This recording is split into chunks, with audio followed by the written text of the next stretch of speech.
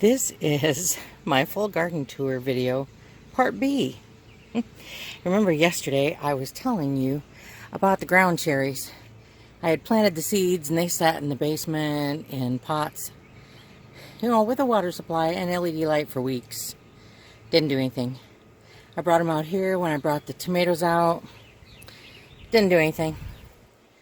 And a week or so later, when the loofah gourds finally decided to grow, I took the little pots that had ground cherry seeds in them, stuck them in the end of a rain gutter so they would have a water supply, just to see if anything would happen. And sure enough, it took a couple weeks. But everything I have just showed you, including this one in the back here, as far as I can tell, are ground cherry plants. Craziness. It just took forever. It took consistent rainwater and sunshine rather than LED light. So there are still multiple plants. I planted 2, 3, maybe even more little ones together just because, instead of just plucking out a few, me, if it's going to grow, I'm going to plant it. And I'll separate them out when they start growing. But for now, they are on the deck. I planted them, I put them in the fresh potting mix, watered them in good, and put about a ½ inch of water in the tubs. I poked holes naturally in the bottom of these ice cream pails, and everything was beautiful. They were sucking up the water, and then we had those big storms.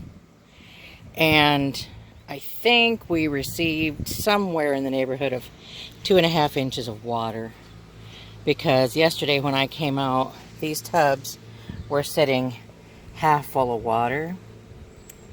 And so I lifted the pails out of the tubs, dumped the tubs, into a collection container. I put a blue tub over here to collect rainwater, so I don't have to, water these with city water. Anyway, you can see, I don't even know if you can see it. I probably have 6 inches of water in that tub right now to be able to water these plants. They were so soaked that after I dumped the tubs and I put these little buckets back in there, water ran out of them and is now sitting in the bottom of the tub. So they're not going to need watered for a while. I'll be lucky if they continue growing and don't drown. Anyway, all of these, let's see, how many do we have here? 2, 4, 6, 8, 10, 12, 14, 16, 18, 20, 22, 24, 26, 28, 30. Ground cherries. And these itty bitty teeny weeny little things, if they grow, heaven only knows, but according to my sister, if anybody can grow it, she thinks I can. These came to me this size in an egg carton with soil that was written on it March 16th. It's when the seeds were put in the soil. I don't know where they've been sitting. Evidently not under a grow light or sunshine, but they've stayed alive. They sprouted and they grew. These came from my sister's sister-in-law, and she said they are a wild, hot Mexican pepper. Have no idea what they are, but there's 2, 4, 6, 8, 10, 12 of them. We'll see if we can't keep them alive and grow them up. Heaven only knows. They're getting some real sunshine now, getting some good, healthy rainwater instead of that tap water I gave them. And, I'm dripping in my glasses, because it's in the 90s today, are going to be. And we'll see if they grow.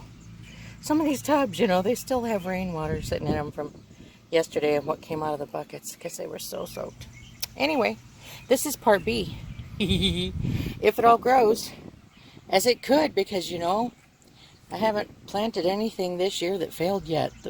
I asked the Lord to help me start everything from seed, and my goodness, you know, the loofah gourds that I thought would never grow are now climbing the trellis, and the ground cherries that I thought wouldn't grow are now multiplying, and I have some more peppers that someone else started from seed.